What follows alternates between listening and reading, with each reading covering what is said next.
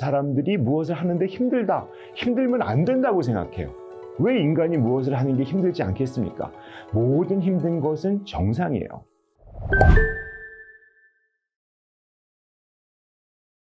마음 챙김이란 말이 원래 이렇게 만들어지단 말이니까 마음을 챙겨야 된다라는 생각을 하시는 분들이 많습니다. 그래서 우리가 챙겨야 되는 것들이 많잖아요. 세상을 사는데 어려운 것도 많고 힘든 것도 많고 준비할 것도 많으니까 자꾸 말 자체에서 챙김이라고 말이 들어가니까 내가 마음을 어떻게 잘 둬야지 이렇게 생각하는데, 사실 마음 챙김이라는 건 그런 뜻은 아니고요. 알아차림에 가깝다고 볼 수 있습니다. 내 삶이 어떤지 좀 알아차리고 지금 어떤지 보고, 제일 중요한 개념이 지금 여기에라는 개념인 것 같아요. 우리 마음은 보통 어디 있냐면 그때 거기 가 있거든요. 지금 이곳이 아닌 곳을 바라다보거나 그곳에 집중하거나 그러고 있습니다.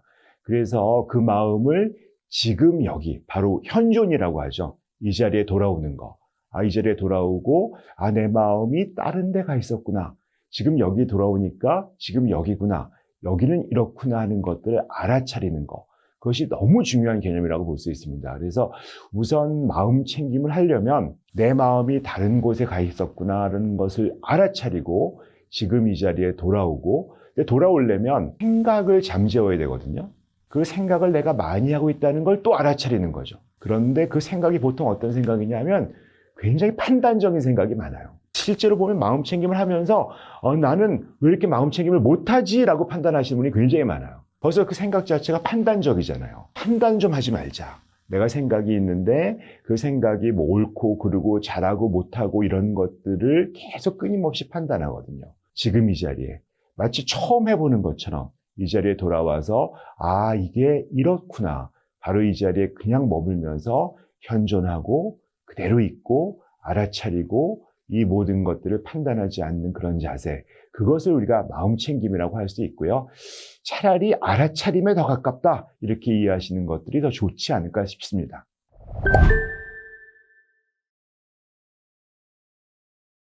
보통 수용이라고 할 때 나는 이렇게 하고 싶은데 안 되니까 받아들인다, 이런 느낌을 많이 갖고 계시거든요. 근데 그렇게 내가 이걸 하고 싶은데 안 되는 걸 받아들이는 건 다른 말로 얘기하면 포기입니다. 그러니까 안 되는 걸 억지로, 사실은 하고 싶은데 억지로 받아들이는 거죠. 수용하고 나서, 수용이라고 하는 것들은 그냥 내가 받아들이고 그냥 그 모든 것들을 인정하는 것인데 억지로 인정하는 것이잖아요. 근데 억지로 인정하면 결국은 마음이 상할 수밖에 없습니다. 모든 포기는 사람을 우울하게 만듭니다. 우리가 능동적인 수용이라고 하는 것은 절대로 억지로 받아들인다는 뜻이 아니에요. 기꺼이 받아들인다?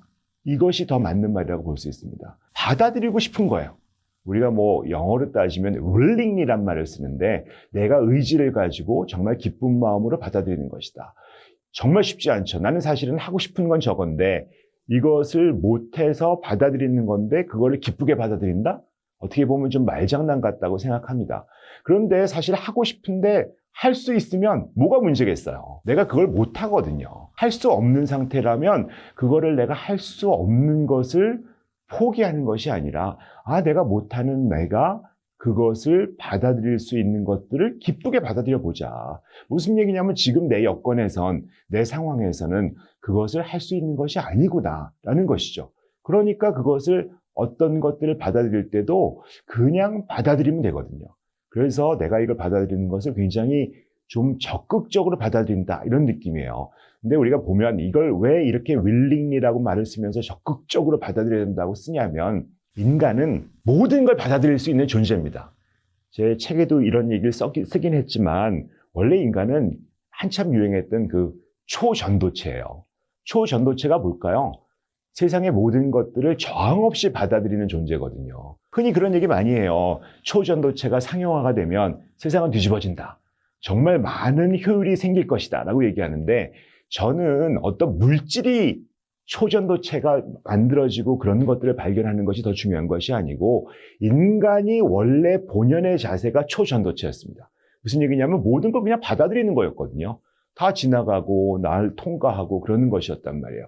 그런데 그 원리로 돌아가는 거거든요. 내가 적극적으로 받아들일 수 있다고 하는 건 뭐냐면, 그냥 나는 원래 모든 것을 받아들일 수 있는 존재야라고 그것을 인정하는 것입니다. 원래 인간은 다 지나갈 수 있는데 자아가 생기면서 못 받아들여요. 그럼 어떻게 생기냐고요? 저항이 생깁니다. 우리가 보통 코일 같은 것도 저항을 세게 만들어 놓고 전기를 통하면 그 코일에서 발열이 되잖아요. 골로 이런 게 바로 그런 거 아니겠습니까? 근데 인간이 어떤 자극이 들어왔는데 그걸 못 받아들이면, 저항을 하면 열이 나요. 내 에너지가 손실이 많이 됩니다. 이거 어떻게 될까요? 많이 그대로 있는 그대로 받아들여야 저항 없이 되고 효율이 높아지거든요. 초전도체가 된단 말씀입니다. 그래서 내가 기쁘게 받아들여야 한다 하는 것은 내가 초전도체로 돌아갈 수 있다. 그러면 그걸 기쁘게 받아들이는 순간 사실은 나는 엄청난 효율을 가진 존재로 거듭날 수 있다.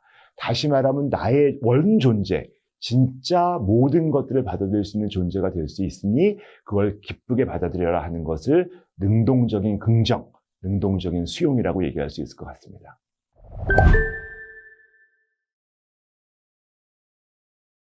내가 느끼는 힘든 감정, 나 화도 많이 나요. 짜증도 많이 나고 우울하고 불안하고 걱정이 많아요. 그런데 사실 그게 인간이 원래 그렇습니다. 그걸 우리가 정상이다 이렇게 얘기하거든요. 내가 너무 힘들고 어렵고 귀찮고 그럴 수 있어요. 뭐 하려면 너무 잘 안 돼요. 그게 정상이에요. 근데 많은 분들은 그것이 내가 잘못됐다고 생각하거든요. 사람들이 무엇을 하는데 힘들다, 힘들면 안 된다고 생각해요. 왜 인간이 무엇을 하는 게 힘들지 않겠습니까? 모든 힘든 것은 정상이에요. 제가 상담했던 어떤 사례가 생각나는데 어떤 소방관인데요. 화재 진압을 갔는데 불이 확 올라오는 거예요. 너무 무서워서 너무 놀래가지고 본능적으로 확 뒷걸음쳤어요. 뒷걸음을 치면서 뒤로 이제 구조 시간이 좀 늦어졌죠. 그때 뭐가 무너졌어요. 그래서 어떤 분이 크게 다치셨어요. 앞에 계셨던 분이. 근데 이분이 이렇게 얘기하는 거예요. 나중에 와서 상담하시면서 내가 뒤로 물러서지 않았으면 내가 그 사람을 구하지 않았을까 이렇게 말씀하시는 거예요. 아니 인간이 불 앞에서 무슨 소방관이라고 해서 불이 내 앞에서 확 올라오는데 어떻게 뒷걸음질을 안 칩니까? 그게 정상 아니에요? 그런데 그 정상이 아니라고. 나는 소방관이니까 불이 와도 그것을 무릅쓰고 앞에 가서 그 사람을 구했어야 된다고 생각하시는 거예요. 그럼 그건 인간이길 포기하는 거죠. 인간이 불이 났으면 무서워서 뒷걸음치는 게 정상이다 라고 우리가 얘기하고 그렇게 돼서 상담을 시작하는 거거든요. 근데 인간은 원래 문제가 많아요. 그게 정상이에요. 그게 첫 번째고 어려움이 있어요. 그게 정상이에요. 그래서 지금 한번 보시고요. 내가 힘들죠? 그게 정상이에요. 모든 인간은 다 힘듭니다.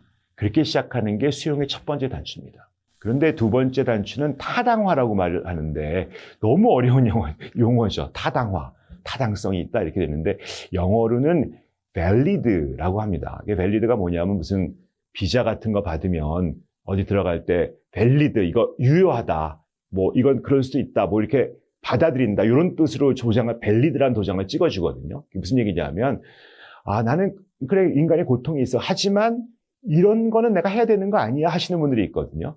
그런데 그거 무슨 얘기냐면 다른 건 잘 모르겠지만 내 입장에서는 내가 살아왔던 과거, 예를 들어서 나는 뭐 좀 재정적으로 어려웠어요. 뭐 관계가 별로 좋지 않았어요. 뭐 여러 가지 힘든 나 나름대로 과거가 있잖아요. 다른 사람하고 비교할 수 없는 어떤 나 나름대로의 과거와 어떤 경험이 나를 만들었지 않습니까? 그러니까 내 입장에서는 다른 사람은 어디 나가서 발표하고 얘기하는 게 별로 어렵지 않을 수 있어요. 근데 내가 굉장히 어렸을 때 위축도 많이 되고 자신감도 많이 없었고 살면서 어떤 인정 같은 걸 많이 못 받았으면 다른 사람들하고 얘기하는 게 위축될 수 있거든요. 근데 다른 사람은 안 그렇단 말이에요. 근데 나는 위축이 됐어요. 그러면 정상화란 말로는 해결이 안 되잖아요. 다른 사람은 안 그런 사람이 있으니까. 근데 이때는 어떤 말을 해야 되냐면 타당화. 그것이 무엇이냐면 다른 사람은 모르겠지만 나로서는 그럴 수 있었다는 거예요. 다른 사람은 안 그럴 수 있어요. 지금 여기서 무섭지 않고 다 발표할 수 있어요. 하지만 나는 내가 살아온 과거를, 지금 발표 잘하는 아이도 내 입장에 내 과거를 살았다고 하면 그분도 지금 발표를 잘 못할 거예요. 내가 나를 타당하게 여기는 거. 그것이 바로 타당합니다. 그래서 긍정의 두 번째 요소는 나 입장에서는 어떤 일도 그럴 수 있다. 정상화와 타당화가 갖춰지면 사실 세상의 모든 것들은 다 받아들일 수 있거든요. 그런데 마지막 요건, 세 번째, 무엇이냐면 자기 확신. 나는 잘못된 게 아니다. 나는 원래 소중한 존재다. 나는 원래 존재다. 나는 그냥 있는 것이다. 라고 믿는 바탕하에서 정상화와 타당화를 이루고 자기 확신이 된다면 세상의 어떠한 것도 사실 받아들일 수 있게 되고 내 앞에 어떤 시련이 있더라도 내가 잘 못할지라도 정상화할 수 있고 타당화할 수 있고 그럼에도 불구하고 나는 소중한 존재이기 때문에 살아갈 수 있는 것입니다.